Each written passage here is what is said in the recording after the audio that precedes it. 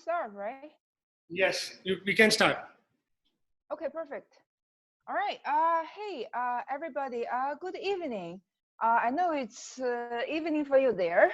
For me, I'm at Boston, so it's 7 a.m. It's my great pleasure to do the virtual meetup. Um, and I'll be telling you something in the next hour about our project, Algorand, and what is our vision about a decentralized economy. I'm Jing Chen, the chief scientist of Algorand, and we are based in Boston, as I said. Okay, so before I tell you what Algorand does, let me tell you why we are here at the first place. Because there is a massive opportunity in the digital world calling for a decentralized economy. In particular, in the current internet, there is tons of information floating around, but the values generated from this information is way from its potential. And also, you have probably seen various studies about the erosion of trust about big entities such as banks and financial entities. In particular, it's surprisingly more than 92% of people born after 2000 has a strong distrust about the big entities. And another interesting issue is still the lack of access online about financial services. We would imagine right now the internet has been there for multiple decades, but still in the world, there are more than 2.2 billion users, people in the globe who do not have access to basic financial services such as banks and online banking and e-commerce. And then finally, although we do a lot of things online, there are a lot of costs incurred by such transactions. And it's hard to imagine that more than 60% of the global GDP is burnt every year in transaction fees, such as wire transfers and various other services. That means tons of billions of dollars there. And whenever there are such problems, there is opportunity. And when we look at the possible solutions, many people, not just us, realize that centralization is not a good answer. Because there are various information breaches, you all know that a lot of social media are right now at the center of information leakage and privacy violation issues and so on. And also, a centralized solution is very easy to lead to monopolies. If you know about the big internet providers, there are strong monopolies, at least in the US and in many other places in the world as well. That's why people start looking at decentralization. And why? Because a decentralized economy provides more transparent prices and has lower barriers for competition, therefore is more friendly to small users and small business to get started. And the decentralization provides fluidity and therefore greater market efficiency for the financial world. So you probably have heard a lot of things that blockchain promises the world that it will bring, such as immutability, right? Once a data is written into a blockchain, it's impossible to change it. And it provides a high degree of transparency because all the data are publicly accessible on the blockchain. And because of those and other features, the blockchain is believed to incur an extra layer of trust among users all over the world who probably have never met each other before and facilitate their doing business with each other. And based on those promises, people have proposed and developing tons and tons of applications, in finance, in data applications, and in social media, and so on. So, okay, before we dive into those concrete discussions, let me spend a few minutes reviewing very briefly what a blockchain is, or known as distributed public ledger in a technical domain. A blockchain is really a sequence of transactions organized in blocks. Each block contains multiple transactions, and the blocks are chained together, so-called chained up, by using cryptography primitives that is called hash functions. You probably have also heard about that.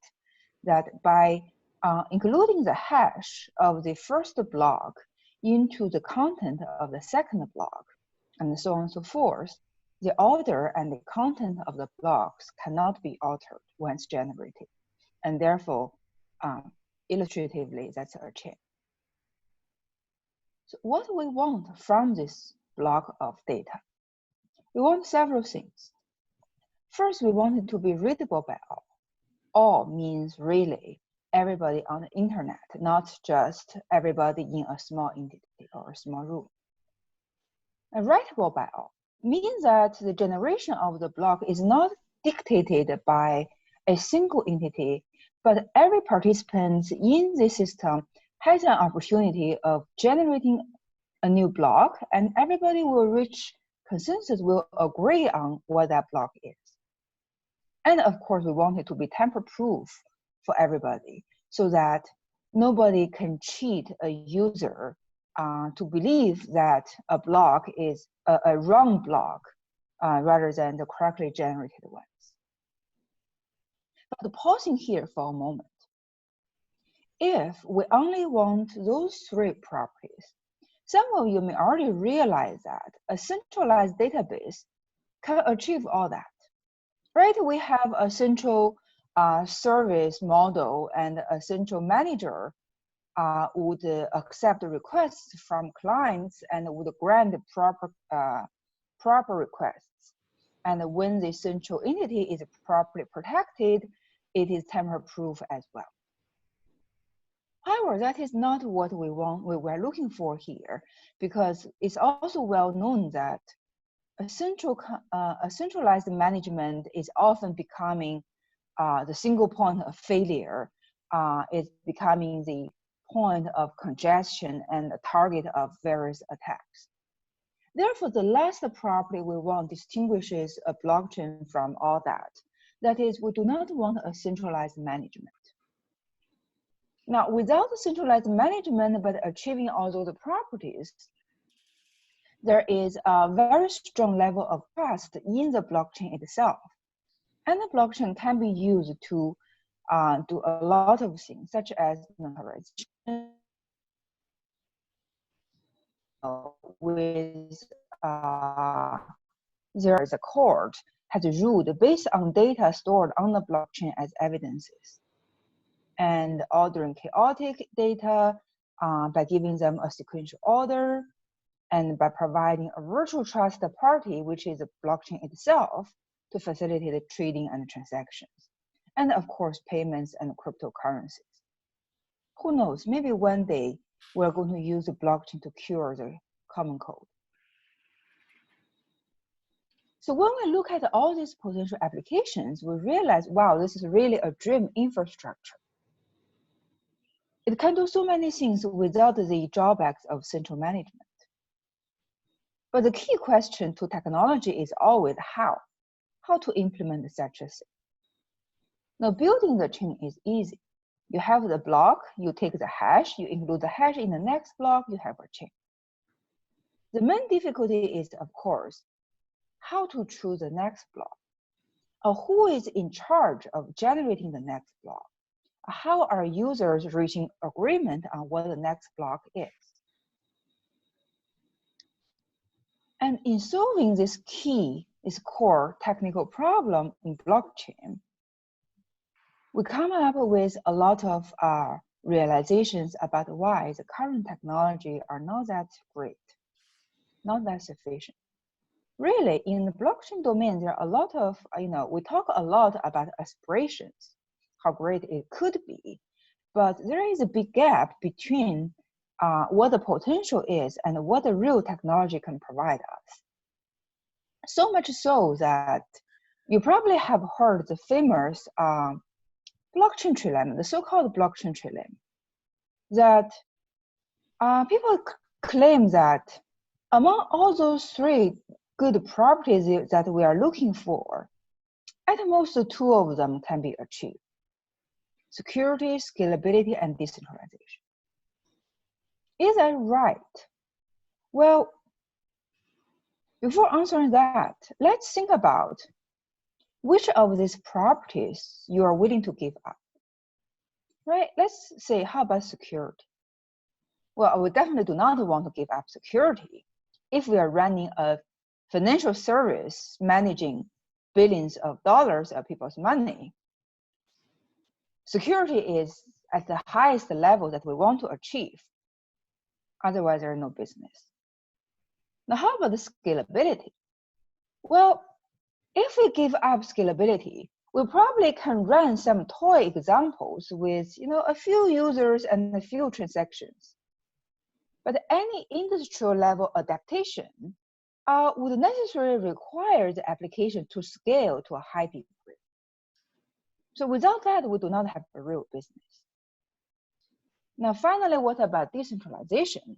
That's, as we have seen, a lot of blockchain products have chosen to give up when they have to make the compromise, as we'll see in a minute.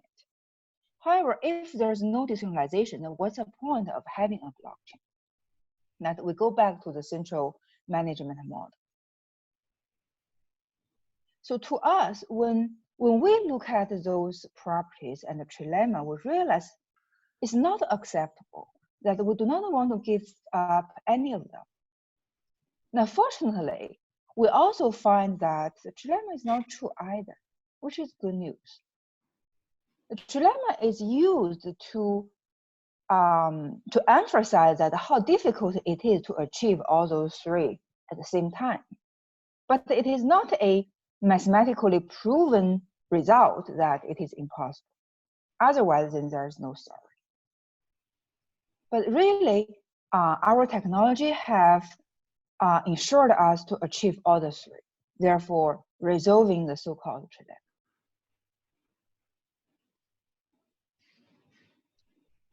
And really, this is blockchains are really technical constructs that when there are barriers, we look for more technology. And that is what we have been doing. That's where Algorand comes into the picture.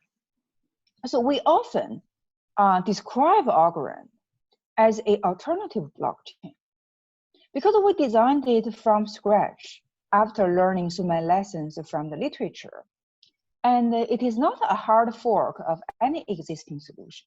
It's really started from first principles with mathematical rigorous proofs rather than based on heuristics. And the technology we're building is really preparing or building the technical innovation for a truly decentralized economy. All right. So that's a little bit of a preamble about what a blockchain is and how we came into the domain. Now, before we dive into our core technology, let me tell you very, very briefly a little bit about our team. We are based in Boston, and we have currently about 50 plus people full-time in the company. Most of us are Boston-based, and the Algorand Foundation is based in New York.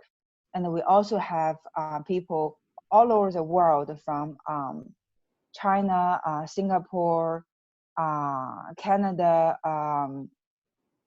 in several companies, in several countries in Europe, and so on. And we have a lot of people coming from the industry, like from Mozilla, and we also have many people coming from the academia domain, MIT and Harvard. And so bottom line is we have a lot of, most people in the company are technology, research, and engineering. And we are driving the really driving the technology innovation in the domain. And if anybody here later travel to Boston, you're welcome to drop by at the company and take a look at what we are working on.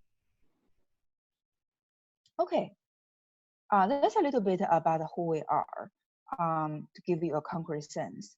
And now let's start to be a little bit more technical and look at what makes Algorand different, our core technology.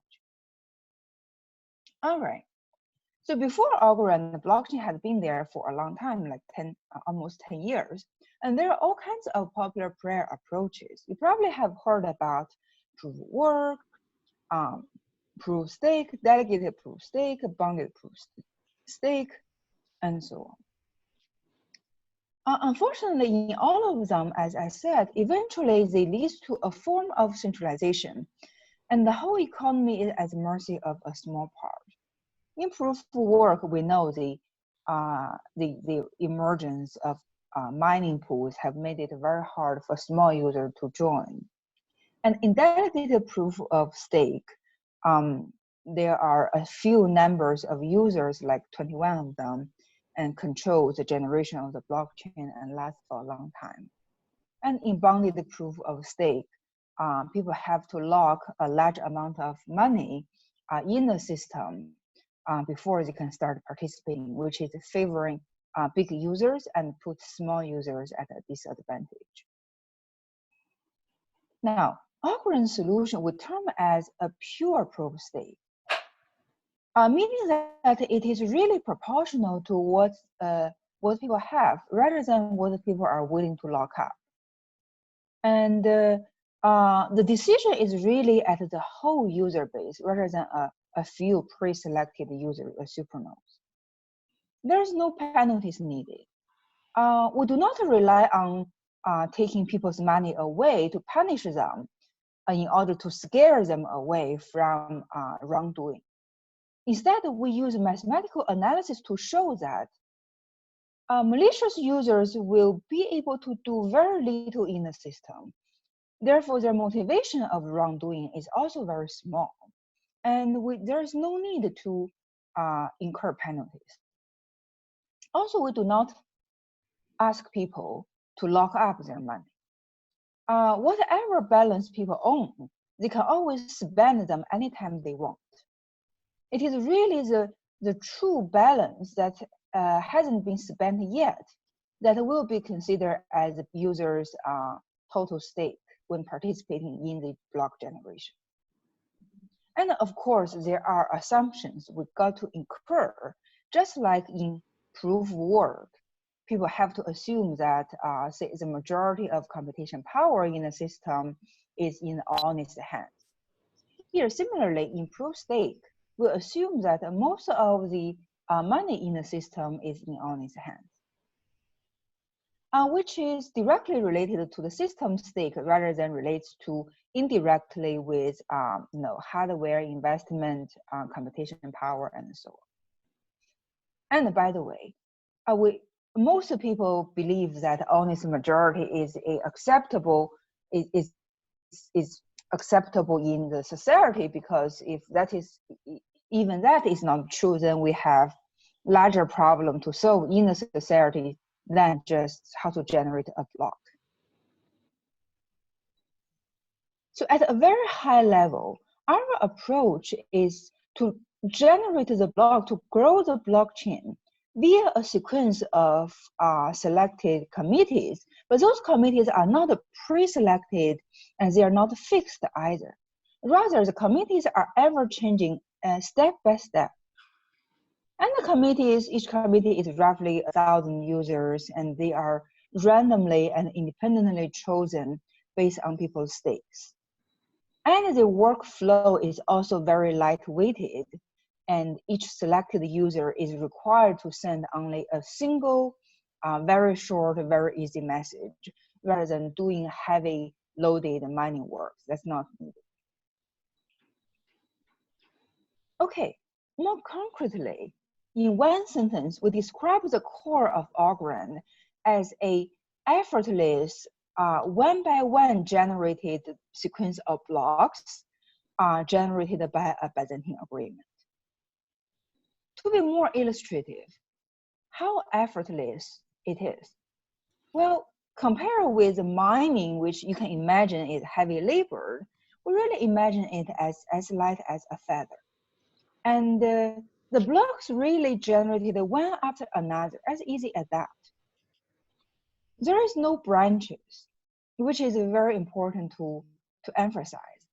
So I'm comparing the data structure of Algorand's blockchain with some of the well-known blockchains such as Bitcoin.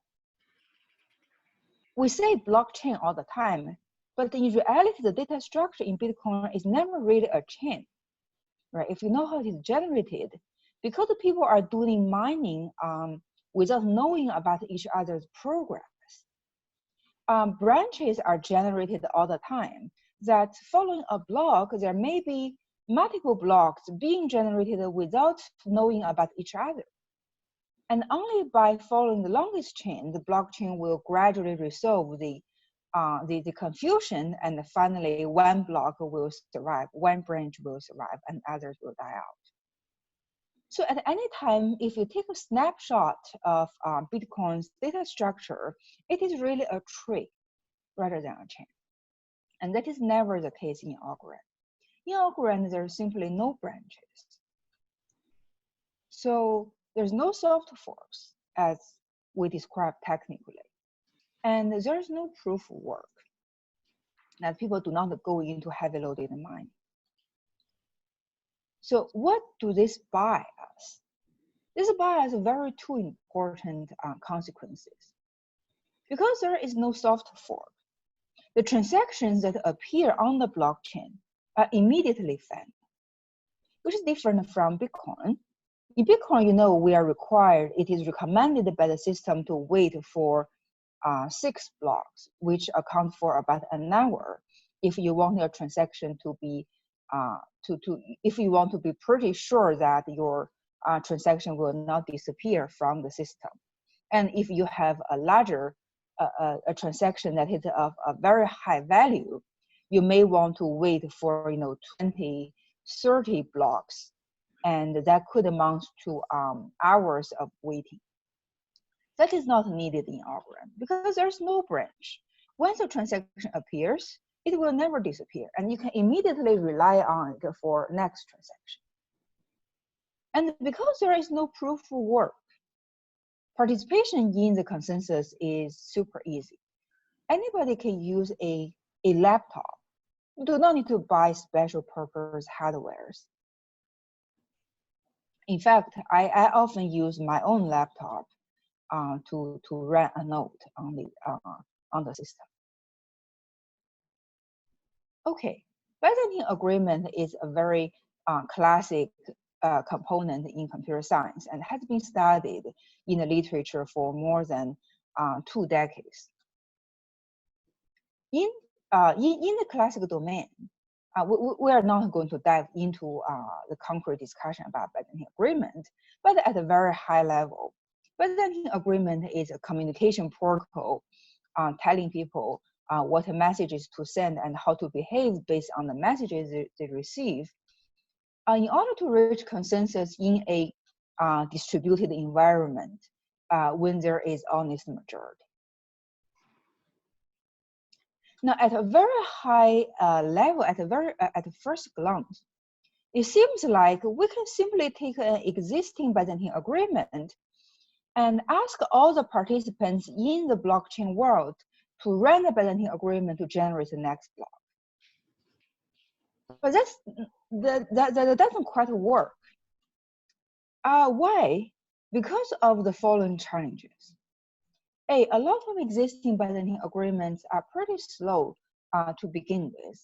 That it's not scalable to billions of users and sustaining billions of transactions.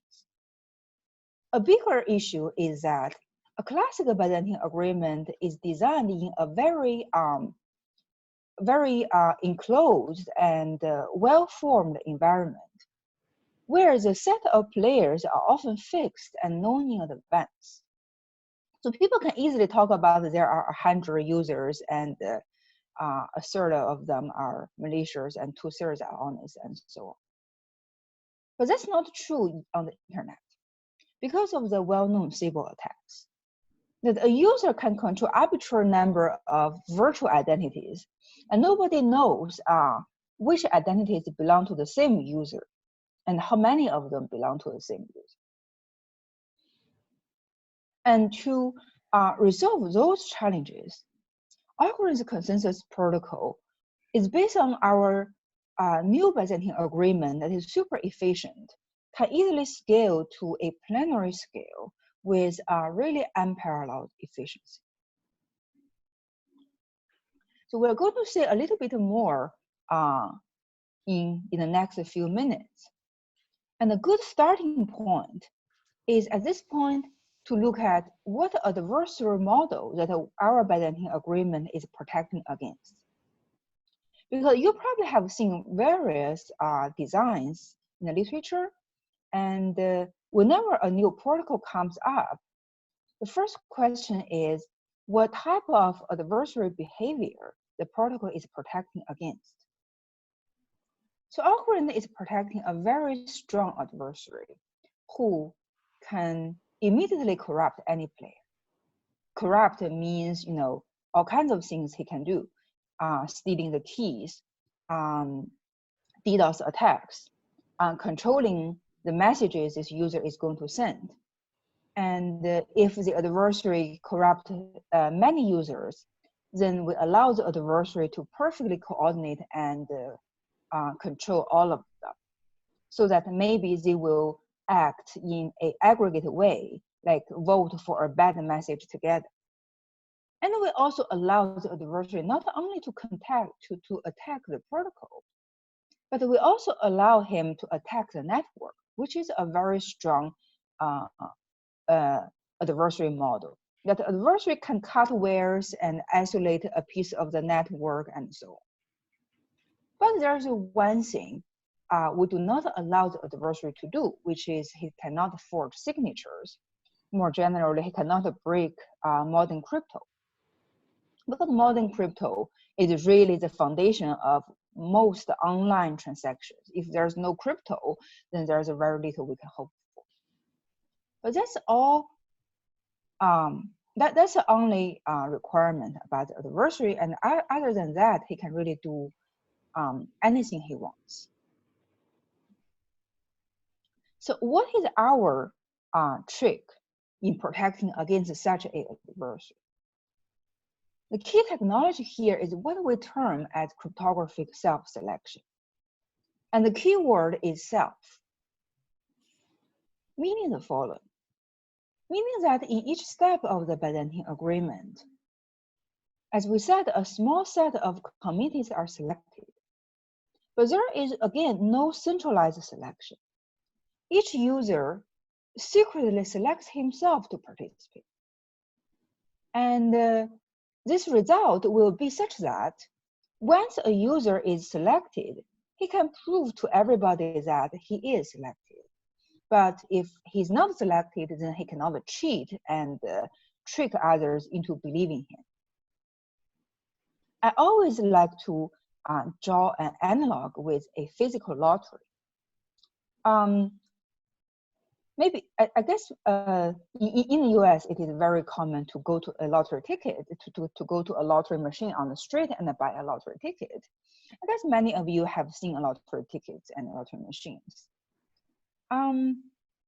But in a lottery system in the real world, it is a central entity, a central company that prints all the lottery tickets and then sells them at various lottery machines. Now, can we imagine that the lottery company allows a user individually print tickets at home? Nobody allows that. Why? Because if a user is able to print lottery tickets at home, he's not going to print one ticket. He's going to print 10,000 tickets secretly. And if a ticket doesn't win, he'll just discard it.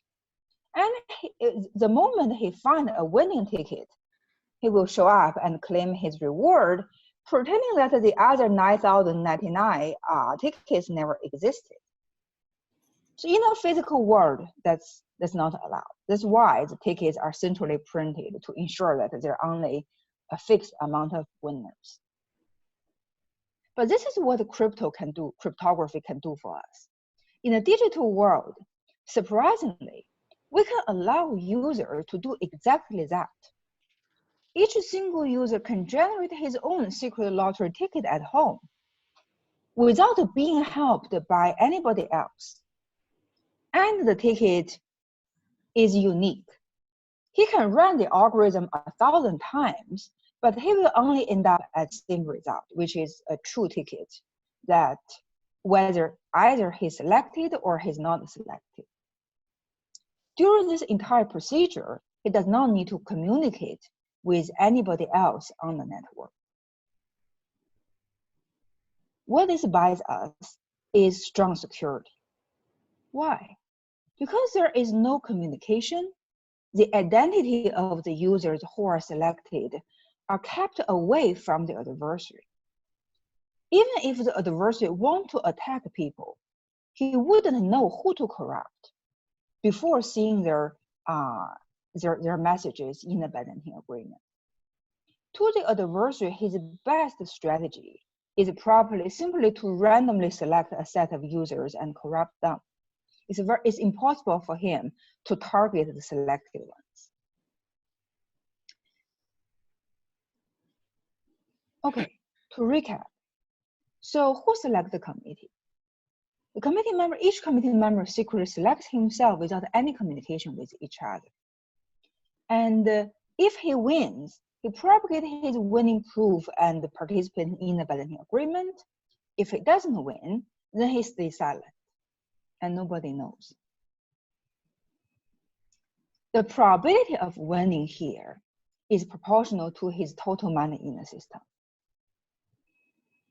which means that it's really decentralized, and each user has a proportional chance of winning, and there is no dictator in the system. And it is scalable because computation and communication are kept at a minimum level. And it's secure because the adversary can no longer target the selected ones or DDoS them. And the best is really to randomly corrupt a portion, at which point the honesty majority assumption kicks in and tells us that the system remains secure. And that resolves the trilemma as we started. Okay, so indeed, that is a very high summary about our core technology, the binding agreement and the cryptographic self-selection, and many other ideas are still needed to make the system secure, and that's where our technologies are so valuable. In a market full of promise, as we said, Algorand really deliver credibility. We do not give promises, we have solutions. And we build our system to realize our design, and we enable developers and individuals to participate in an easy and truly decentralized way.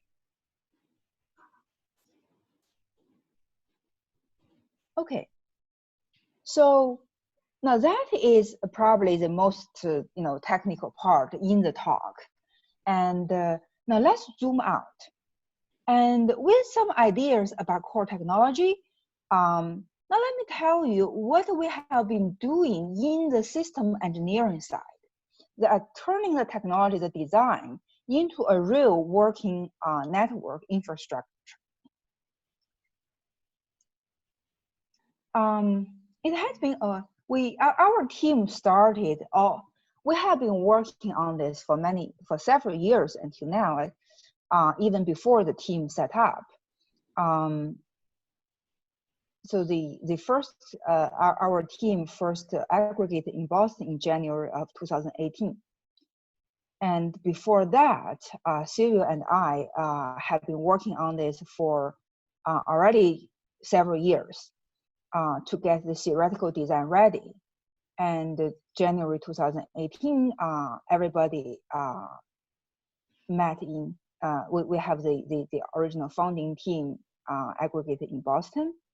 And then we started a fundraising phase in the spring of 2018 and concluded in the summer of 2018, where we successfully raised $62 million from really a group of investment groups that is distributed in the whole globe.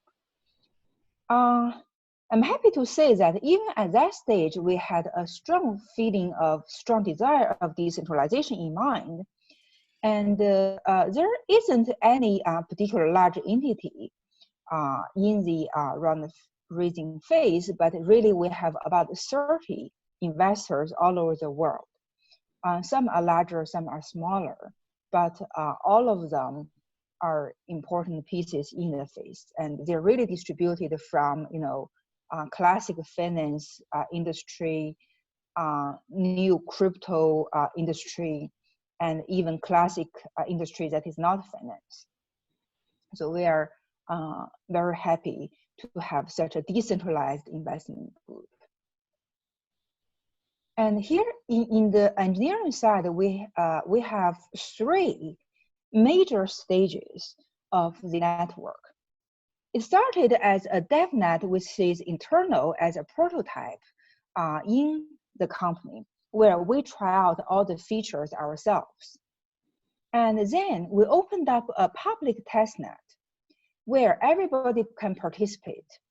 And it is for not just ourselves, but for anybody who wants to build their product on our network. Right now, there are already many developers and companies working on the testnet to prototype their own product. And then our mainnet, which was launched in June 2019, is really a permissionless public product, open to everybody. Ever since then, it has been running smoothly for a long time. And I must say that the performance is very satisfying. It generates about it generates a block about every 4.5 seconds. Since we're committed to decentralization, we're also committed to open source, that everybody can examine our code on GitHub to see the system is actually doing what we promise it is doing. And you are welcome to go to the GitHub site. It is the entire code base, not just a small piece, but the entire code base is there, including the consensus protocol, the cryptography, the network, and all the new features. And we always take code quality seriously, because we really are shooting for an industry level application rather than academia prototypes. So we have multiple auditors examining our code and auditing everything that we have been doing. And I'd like to point to people this website. I do not know how many people in the audience are developers, but if you are, I really want you to take a look at our developer community website. This is a repository where you can find all kinds of documents about the design, documents, tutorials about how to get started, how to install a node, and there are all kinds of examples and user cases and SDKs. Also, you can, there is an entry about the community of the developers where people ask questions and help each other with technical questions as well. So take a look, definitely. Yeah, this is a snapshot of the node map at some point where we have all kinds of nodes, many nodes from all over the world. And You can also look at the AlgoExplorer, which is also accessible from the developer website, to look at how the how many blocks have been generated, what transactions a block contains. Now you can also look into each transaction and see the public keys associated with it and the amount of tokens and so on. And we have been continuously building SDKs for various languages. And currently we already have, I think, Python, Java, JavaScript, Go, C# under development, and so on. So we are building SDKs continuously, and community also started contributing SDKs themselves. So you will see those things adding on top gradually. And we want to allow you to develop in your own language. And if you see your language is not there yet, and you want to build on it, feel free to reach out and try to build. Maybe you can build an SDK for it, and helping the whole community to build in your language. Okay, yeah. And here is the bug bounty program. So yes, if you see a bug in the system, report here.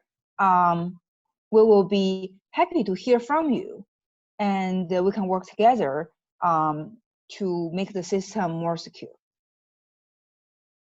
Okay, this is a piece I really want to show people, because we keep on saying that the computation is very lightweighted and communication is at minimum level. But this is really an illustrative example about how efficient our system can be. Myself typically use a laptop to run a node, but a colleague of mine really pushed it to another extreme, that he set up an Algorand node on Raspberry Pi, which is, if you know, that's really a very low-end, low-cost hardware. And that's how he used those chips to hook things up and running an Algorand node based on. So that tells you. Oh, by the way, a Raspberry Pi costs about $100, I think. That tells you how efficient a system can be. And then on the scientific side, not only we have done paper and pencil proofs, we also engage formal methods to build a COC model. If you know what COC is, that is very widely used in building a formal machine checkable model to prove the correctness of a system. So we engaged a partner called Runtime Verification, and which is very reputable company, by the way, coming out of UIUC. And we have been worked with them to build a COC model for the Algorand consensus protocol to formally prove that the protocol is never going to fork. Okay, this is about our commitment about decentralization and transparency. We have, at the beginning, it's, of course, Algorand has a lot of tokens initially, and we have a continuous plan about distributing the tokens to the system gradually through several years. And to begin with, we have publicized all the wallet addresses of the token that our company has, so that everybody can take a look and see how we have been using the tokens, how they have been circulating, and so on. So that's part of our commitment to being transparent and toward decentralization. All right, okay. Yeah, this is after mainnet launch, we have made a lot of effort and progress in growing our partnership and community. So for example, Tether is launching their stablecoin on Algorand, and we are a member of International Swaps and Derivative Association, which is the entity that build financial standards for derivatives that is followed by many big banks and financial institutions. We have working with World Chess to do a hybrid IPO part of their equity will be in exchange in Europe, and a part of it will be issued on Algorand as tokens, which is a very novel business pattern that nobody has done before, and many more. That we are growing our partnership almost every day. And if you want to look at the newest progress and the collaborations, this is a website where you can find all the most recent news about which company is building on Algorand. Say there's a company building about environmental friendly monitoring, and about online trust, and so on and so forth. Okay, so that is about the core technology and our recent development. And I'd like to spend the next maybe 10 minutes or so tell you about our recent progress in technology innovation front, which is our layer 1 strategy. Now, after the consensus protocol have been smoothly running, we're continually building new features.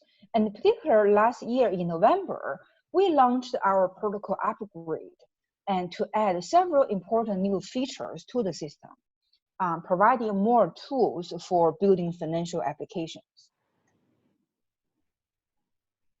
And that is what we call V2 in the system. So there are 3 new features we added on top of our consensus infrastructure, the blockchain infrastructure. We call them the assets, the standard assets, which would allow users, anybody, to issue your own tokens and assets on Algorand directly, similar to ERC-20. And we allow atomic transactions, which enables user to directly have atomic swaps without using hash time locks in the system, and ensures multiple parties exchange can be finalized within a single transaction, which really helps with financial applications. And we also have simple, light-weighted layer 1 smart contracts. And I'm going to say a little bit next. Okay. It's important, I would like to point out that before the V2, Algorand also only do single payments at layer 1, like what most blockchains currently do. Like in Ethereum, right? In Ethereum, in layer 1, people can only do simple payments, and anything else must be done at layer 2 smart contracts. But that causes a system extra burden in terms of computation and communication. But for us, by carefully selecting those important features and build them into layer 1 directly, we allow those features to be processed faster, and we provide them the same security level as the Algorand blockchain itself. So all of them are backed directly by the consensus protocol. Take a closer look at the standard assets. So this is allow everybody, as I said, set up your own token. And then we provide a large flexibility about what parameters you can set for your token and assets, and how you can manage the tokens. For example, you may choose, what is the total supply at creation,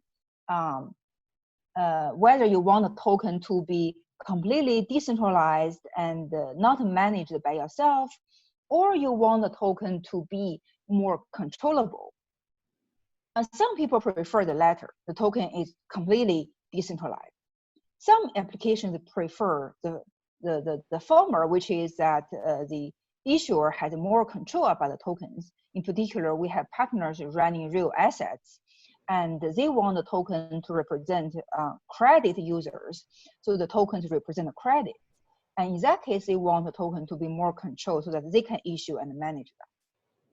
And you can, as a manager, you can issue, you can increase the circulating supply, you can destroy tokens, and you can transfer the management to another user, and so on and so forth. And if you do not want any of them, set up the token as completely decentralized, and then it will be, nobody will be able to change its parameters once created. And really all those standard assets are at the same level as the Algo itself, which is a native token on the blockchain, and can be directly transferred by issuing a single transaction. The second feature I'd like to highlight is atomic transactions, which means that multiple transactions can be grouped together, and either all of them occur or none of them do. For example, if Alice wants to pay Bob some amount of Algo in exchange for Bob paying Alice in some other formats of assets, you can imagine this type of exchange happening all the time in the financial world.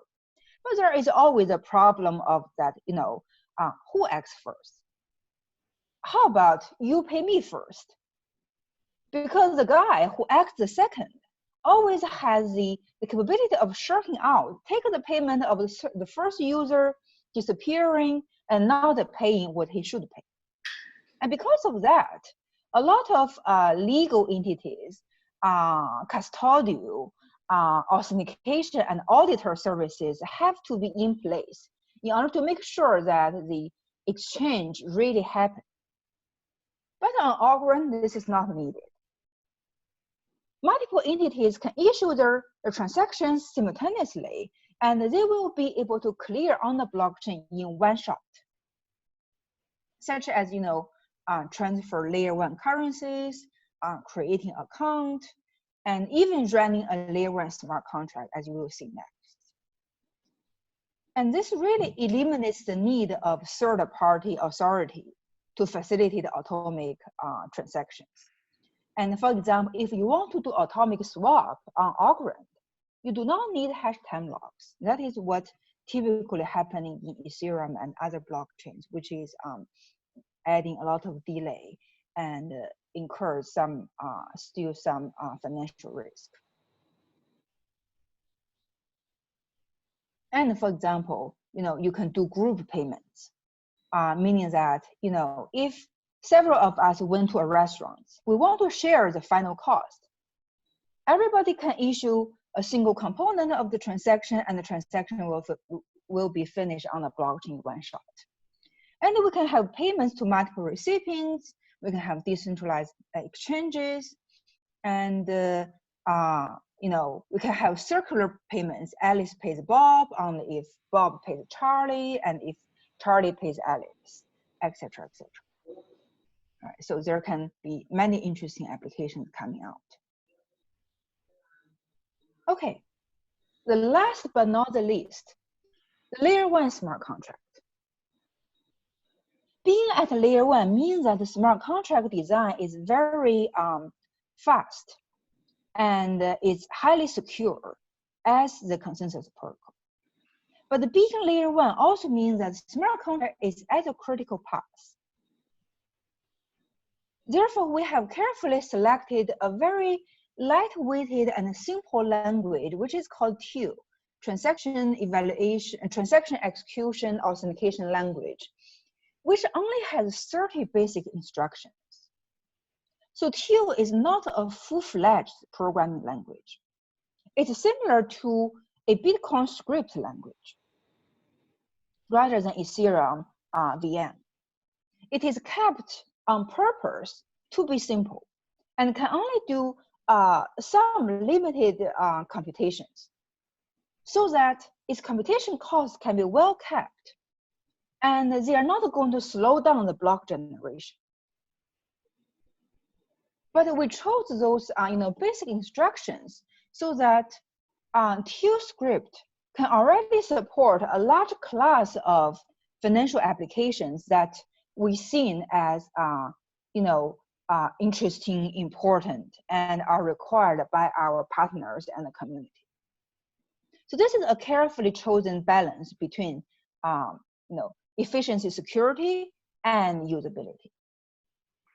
So anybody can use the TEAL script to, for example, delegate your signature authority to others so that you can issue a script and you can go on vacation.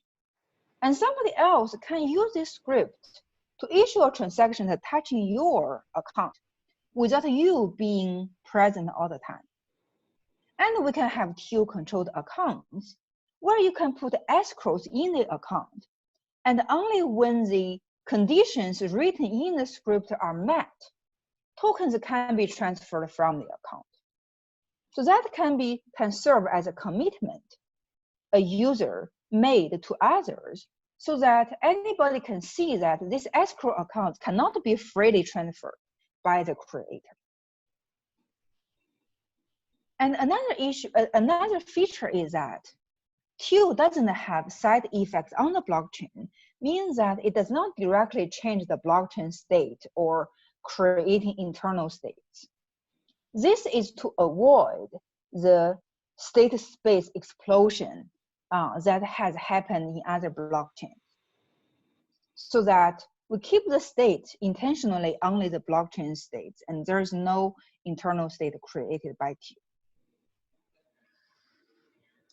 And the applications can be really a lot. For example, you can do loans with collaterals, and if the borrower fails to make payments, then the loan will automatically take the collateral and send it to the lender. For example, we can have crowdfunding where we can set up escrow accounts. If the funding target is reached, then the transfers automatically happen. If it fails, then the escrow accounts will automatically transfer all the money to the original donors. And we could have transactions happening only among qualified users who hold a certain credit token. And we can have, post and sale transactions and so on, etc. So really, there are tons of applications enabled by this simple smart contract design on layer 1. All right, I'm not going to dive into how TU is designed. That would be several lectures worth of time. But hopefully, this high-level introduction gives you a general idea about what the features are and how many things they can do. And that will really change the story about, right now, a lot of developers have started building on Algorand about their applications. And in the future, we also have a deep roadmap that we're building that will come up at different stages a long time. For example, we're building cold chains and token bridges to boost the interconnection, interoperability between Algorand and other blockchains. And we are designing privacy-oriented solutions so that people can have, protect their data if their application so wants. And we are building general purpose smart contracts to facilitate more complicated and time-consuming, space-consuming applications that are deemed not proper to really being executed in layer 1 directly. So all of this are ongoing, and we're going to roll them out gradually in the system. So really stay tuned about our new updates. And finally, a decentralized economy cannot be achieved by a single company or a single team, and it's really about the community. So follow us, on various social networks so that you can get new updates, and join our community from our community website, become our ambassadors, and start building your applications with us, starting from our developer website and community. Finally, all right, now technology is important, but technology is really for fun. And we're really having fun here. And I hope everybody is having fun building in the blockchain domain. And as some of Easter eggs, when we launched our blockchain last year, we put a word puzzle in the Genesis blog. So if you are, find it and look at what you can get out from the puzzle, I think you're going to have fun from it. All right. Yeah. Really. Thanks, and thanks for listening. Any questions?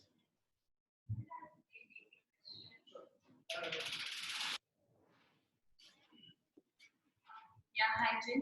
So I just had a very basic question around Algo and the Ethereum blockchain. So just wanted to understand what are the key differentiators between the two? Jing, can you hear the question? Not entirely. Can you repeat? So just the key differentiators between the Algo blockchain and the Ethereum blockchain. Key differentiators. Okay. Yes. Of course. Yeah. As I mentioned earlier in the talk, how we resolve actually the fact that we resolve the so-called blockchain trilemma is one of the biggest factor that differentiates Algorand from many other blockchains. Take efficiency as a scalability and efficiency as example. You probably know that Bitcoin, in order to achieve security, can only allow 10 minutes per block. And that 10 minutes is not arbitrary. It is set so that the security of the system can be achieved. Ethereum probably have 10 seconds or 12 seconds to generate per block, and typically require something like 10 blocks or 30 blocks to finalize a transaction. And there are other, proof of work-based blockchains where computation burden is high. But in Algorand, there's no miners, and you really do not need any specialized hardware. And computation is really at minimum level. So that is one of the big feature of Algorand. And also about security, as we said, our blockchain never forks. That is another very important feature. If you look at the Bitcoin, right, you have to wait for like 6 blocks for a transaction to be considered reasonably final. And in Ethereum, sometimes people require, say, 30 blocks of confirmation. But in Algorand, you do not need any of them. In other words, the confirmation depth is 1, not 30, not 6, not hours. It's really the current blockchain, including the transaction, immediately finalized. You can start using, basing your future transactions on it directly. So finality is another important differentiator here. And finally, being truly decentralized, I would say. We believe in decentralization, and we do not want to sacrifice decentralization by selecting super nodes or by forcing people to lock up their token in the system. It's really everybody is open to register a node, and as long as you have some tokens, you have some stake, you can participate in the consensus. And you do not need to lock up your token, so your token you can spend anytime you want. So really, I would say that thinking about scalability, efficiency, finality, no forking, and being truly decentralized really make a difference between Algorand and other existing solutions. Thanks.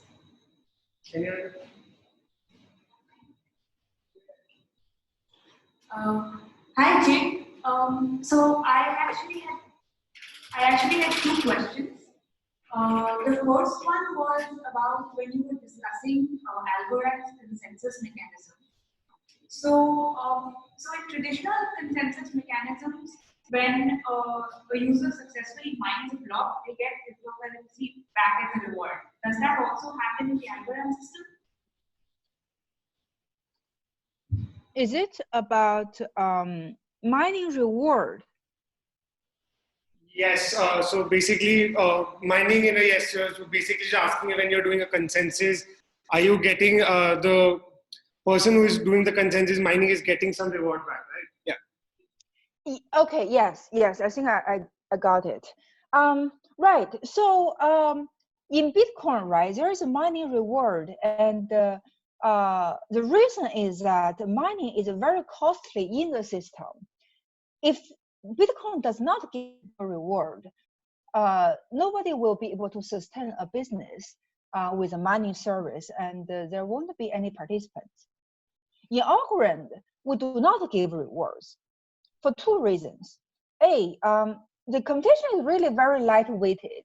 As I said, if you have a computer, it does not even cost much of the CPU time to participate. So anybody we have seen in the system, we never had any trouble yet with anybody who wants to participate but cannot afford to participate. So the demand for incentive is really not much. And second is that we also, I have been working in economics and game theory for a long time. We also understand that incentives, when it is not properly engineered, cause more trouble than solving it. Like in Bitcoin, right? It has set up this mining reward with the good intention that the system will stay decentralized, but because the incentive is not really aligned with the decentralization, mining pools de facto appears. So in Algorand, we intentionally kept it without such incentives, so that the system can really stay decentralized and easy participation. With that said, the system collect transaction fees, and transaction fees goes to a cumulative transaction fee pool, and the pool is going to distribute to all the users in the system. That is important. It's not just for people who voted, but it's really for everybody in the system. So that is our intention in this first stage of the blockchain. We want to encourage user to become part of the member. So therefore, everybody is eligible to receive such rewards. And that is how we structure the current token economy. That makes a lot of sense. It's actually really cool. Thanks. So my second question was, I guess as an answer to the last question, you were talking about how true decentralization is something that distinguishes Algorand from a lot of other blockchains. And in theory, that makes a lot of sense. But I was just wondering, do you have any actual practical data on what is the distribution of nodes of people on the blockchain today, and who owns that hardware? Okay, I think the question is about how many nodes are there in the system, how they are distributed, yes. who are participating. Okay, yes. I didn't check back the exact number, but I believe we have about 500-ish nodes in all over the world in total, really distributed.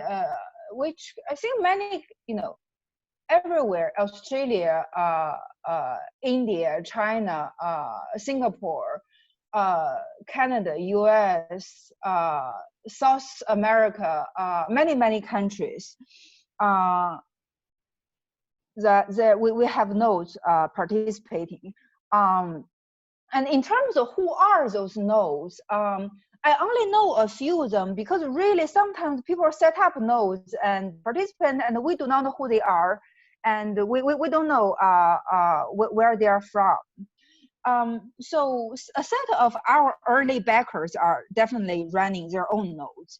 And we have a university program, and we select a set of universities from all over the world, and they are part of the network as well.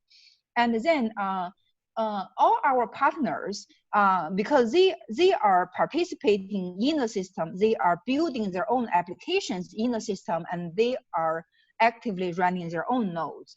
And then there are many nodes coming from the developer community, really, whom we never met, and we do not actually know them. So, I mean, my question is more like, are they running on people's local computers or Raspberry Pis, or are they running on servers on the cloud? Okay. I believe some of them are running on the clouds. Some nodes are on, say, Amazon Cloud, AWS, some on Google Cloud, some on other cloud services. Anybody choose their own service. So there are some cloud services that we do not know about. There are universities who have their own servers and they run on their own servers. And sometimes an individual developer will just set up their own laptops. Definitely, most of the developer community, they do not have, bigger servers, and then they tend to set up just based on their own laptops. Okay, thank you so much. Sure, you're welcome.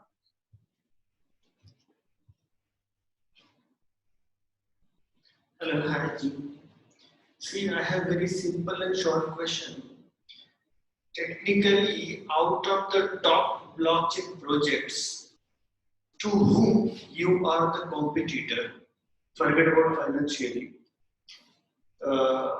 So, which is the problem you are solving as compared to the top projects? Which is that project? Just we want to understand. Is it clear? No, I can barely hear you. For example, there are several projects, top 10 or 20 smart contract projects. Say Ethereum's Cardano is there. And which is the project to whom you are the competitor? Am I right, Bala? All right, Jing, his question is basically that there are many blockchain platforms out there. And so Algorand is a direct competitor to which such platforms? To which? He's asking about which? So is Ethereum, are you a competitor for Ethereum or to Cardano or to R3? He's basically trying to understand which are the other platforms or that, is similar to Algorand, or you're in some way or the other, you guys are similar. Okay. Okay.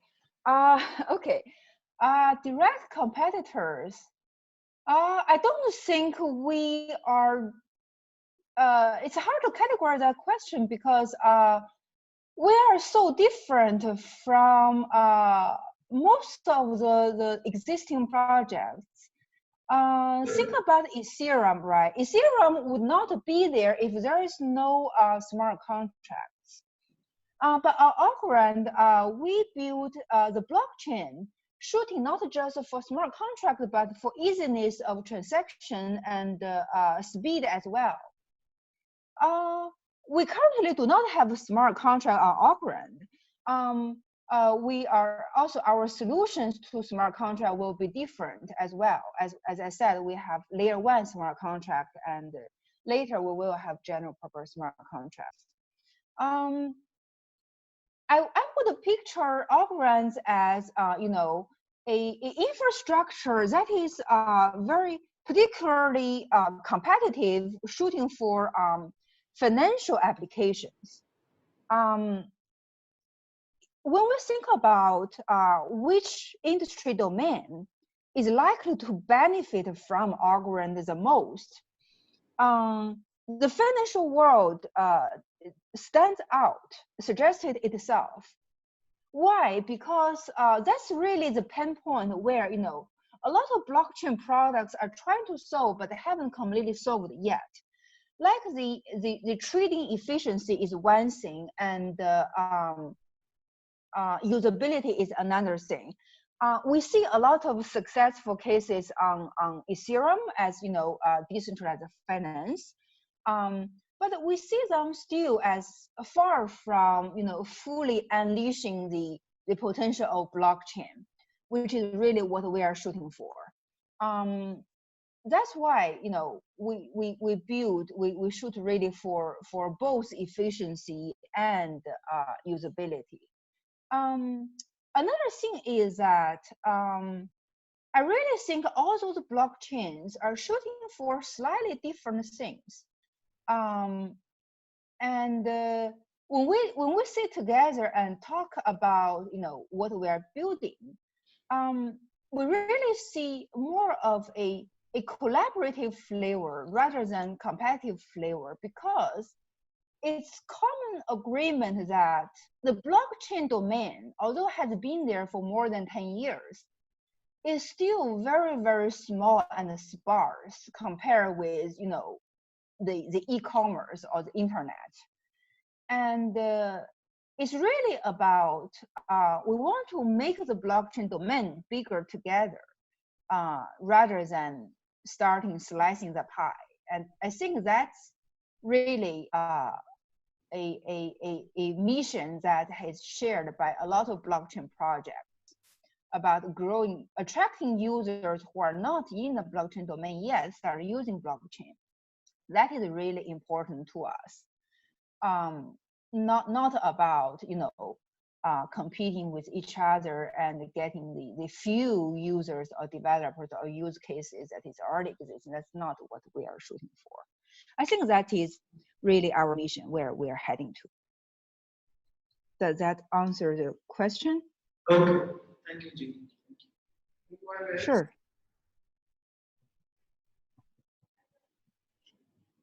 There's one more question, Jing. Okay.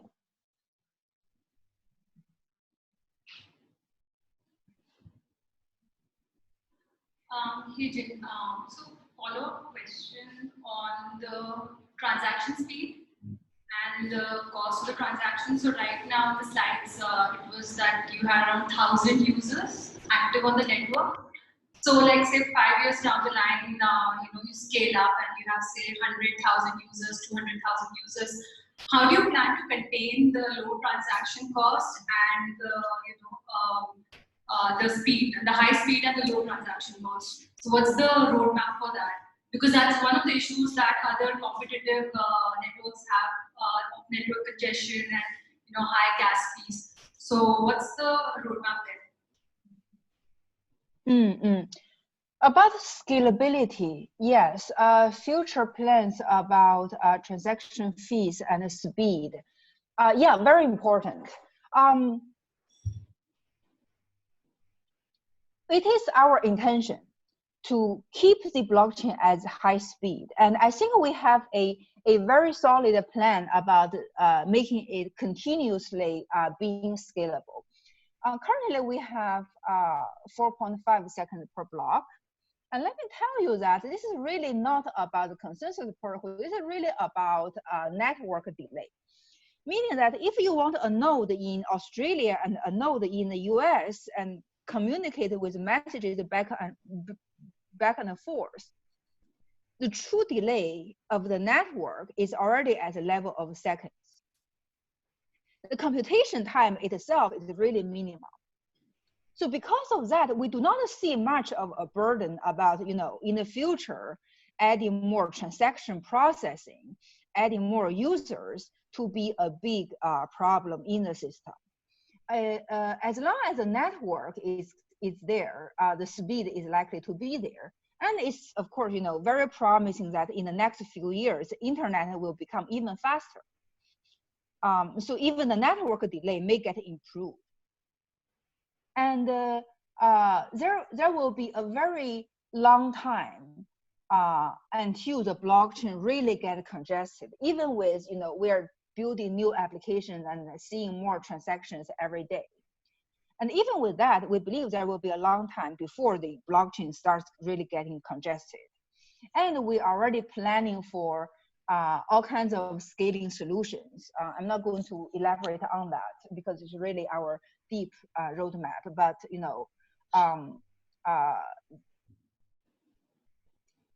how to compress the data, how to make the data more compact using cryptography technologies, how to scale with sharding, for example, how to build code chains connecting to it that only commits to the blockchain with their, you know, partial commitment and so on.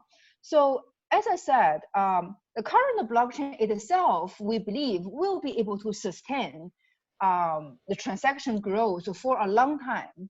And then after that, we have all kinds of options we can explore to further scale it. Okay, that's about scalability, and that relates to transaction fees.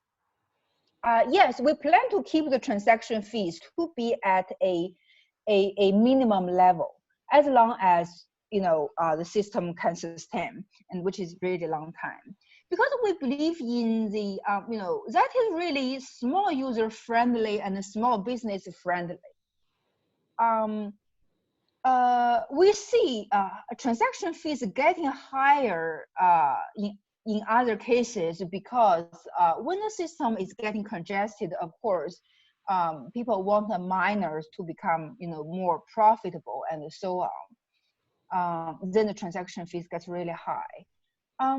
But to us, since congestion is not really a big killer here, from the system's perspective, we do not want to make transaction fees non-sustainable to small users. So it will be likely to be kept at very low level for a very long time. And of course, there are all kinds of applications, and third-party applications may set up their own fees at a different thing, but that's really driven by their own business level, by their own business model, not by the Algorand blockchain. All right. Any other questions?